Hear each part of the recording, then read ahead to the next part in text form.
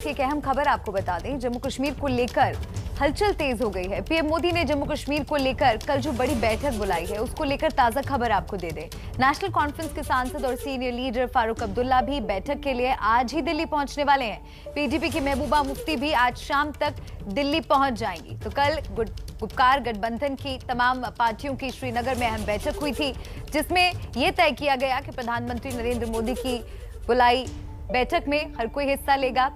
जम्मू कश्मीर को लेकर कल पीएम मोदी बड़ी बैठक करने वाले हैं।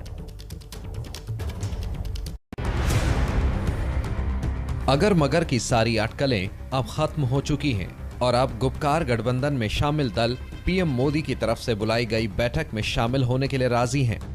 पीएम मोदी ने कल जम्मू कश्मीर के सभी दलों की बैठक बुलाई है, जिसमें फारूक अब्दुल्ला से लेकर महबूबा मुफ्ती तक सब हिस्सा लेंगे।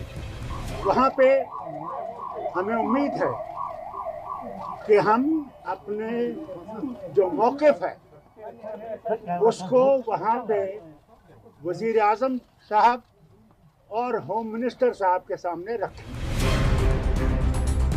ऐसे कयास लगाए जा रहे हैं कि जम्मू कश्मीर में विधानसभा चुनाव और पूर्ण राज्य के दर्जा की मांग उठ सकती है। जो मुद्दे हैं, जो कश्मीर में राजनीति में मुद्दे रहे, 370 का मुद्दा हो, 35A का मुद्दा रहा हो, उस पर दोनों ही नेता यानी महबूबा मुफ्ती और डॉक्टर फारूक अब्दुल्ला दोनों ने ये कहा है कि उस पर कोई भी कॉम्प्रोमाइज नहीं होगा। 5 अगस्त 2019 को जम्मू कश्मीर से 370 खत्म करके जम्मू कश्मीर और लद्दाख को अलग केंद्र शासित प्रदेश बना दिया गया था। पीएम मोदी की बैठक में हिस्सा लेने के लिए उमर अब्दुल्ला, कांग्रेस के गुलाम नबी आजाद और गुलाम मीर पहले से दिल्ली में मौजूद हैं, जबकि महबूबा मुफ्ती, बीजेपी नेताओं के और फारूक अब्दुल्ला के आज शाम दिल्ली पहुंचने की संभावना है। कश्मीर पर बातचीत की शुरुआत से पहले ही महबूबा मुफ्ती ने पाक का राग छेड़कर विवाद खड़ा कर दिया है। अगर जम्मू कश्मीर के हालात सुधारने, इस खिते में अमन लाना है, तो जम्मू कश्मीर में डायलॉग करे और सबके साथ करे और पाकिस्तान के साथ भी करे। लेकिन बातचीत से ठीक पहले श्रीनगर के नौगाम इलाके में एक पुलिस इंस्पेक्टर की सरेआम गोली मारकर की गई हत्या ने जम्मू कश्मीर में अमन चैन की कोशिशों को धक्का पहुंचाया है। परवेज अहमद नाम के पुलिस इंस्पेक्टर पर हमला उस वक्त हुआ जब वो नमाज पढ़ने जा रहे थे। जाहिर है ये उन्हीं ताकतों का काम है जिनसे महबूबा बात करने की वकालत कर रही हैं, जबकि भारत का हमेशा से स्टैंड क्लियर रहा है। इसी पर ज्यादा जानकारी के साथ हमारे साथ जुड़ रहे हैं श्रीनगर से हमारे संवाददाता आसिफ कुरैशी, और साथ ही हमारे साथ होंगे वरिष्ठ पत्रकार रशीद किदवई जी, उनका भी रुख करेंगे। सबसे पहले आसिफ, एक बड़ा लैंड स्टैंड स्टिल और एक लंबा स्टैंड स्टिल जो है वो क्या आखिरकार खत्म होगा इस बैठक के बाद, ये माना जाए?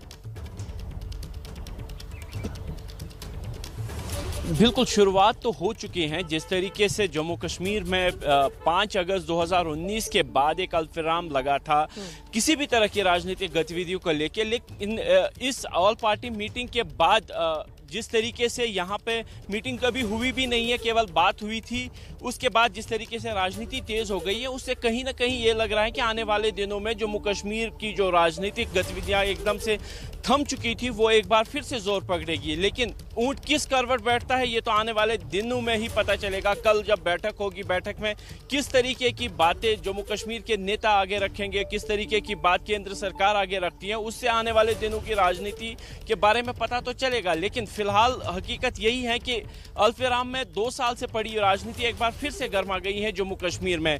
भले ही उसमें महबूबा मुफ्ती अपने तरीके से बात कर रही हो और बाकी दल अपने तरीके से, लेकिन राजनीति है और हर कोई ही इस मुद्दे को लेकर राजनीति करने में जुट गए हैं। जी आसिफ, राजनीति है, बिल्कुल ठीक कहा आपने। रशीद किदवई जी भी हमारे साथ हैं। रशीद जी, ये सवाल आपसे मैं समझना चाहती हूँ कि कल महबूबा मुफ्ती ने एक तरफ कहा कि हम इस बैठक में शामिल होंगे, खुले मन से बात करेंगे, हर मुद्दे पर चर्चा की जाएगी, लेकिन पाकिस्तान को बीच में लाने की क्या जरूरत पड़ गई जब भारत ये साफ कर चुका है कि ये आंतरिक मामला है? जी देखिए, जहां तक जम्मू कश्मीर का मामला है वो बिल्कुल आंतरिक मामला है, लेकिन जो पूरा एक विवाद को अगर जड़ से ख़त्म करना है तो उसमें पाकिस्तान के साथ पहले भी बातचीत हो चुकी है। तो ये कोई उन्होंने अनोखी बात नहीं की, वो भाजपा की सहयोगी रह चुकी है।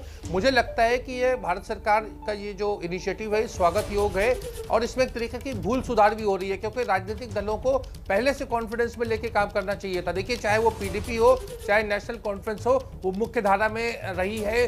उसने पाकिस्तान और जो अलगाववाद के खिलाफ लड़ाई लड़ी है, उनका नजरिया हमसे थोड़ा अलग हो सकता है, लेकिन आज उनको मतलब जो कल बैठक हो रही है उसमें शामिल करके ये सरकार एक अच्छा कदम उठा रही है। पूर्ण राज्य की बात है, जहां तक मुझे लगता है वो भी सरकार के लिए थोड़ा मुश्किल काम है, क्योंकि पहले उसको ऐसा कभी नहीं हुआ था कि कोई राज्य को जो है वो यूनियन टेरिटरी बनाती जाए, लेकिन अगर उसको पूर्ण राज्य का फिर से दर्जा दिया जाए तो एक उसके लिए भी एक अच्छा इनिशिएटिव होगा, क्योंकि पॉलिटिकल प्रोसेस देखिए होना चाहिए। देखिए, लोकतंत्र में अगर राजनीतिक गतिविधियां नहीं होगी तो लोकतंत्र का क्या माने हैं।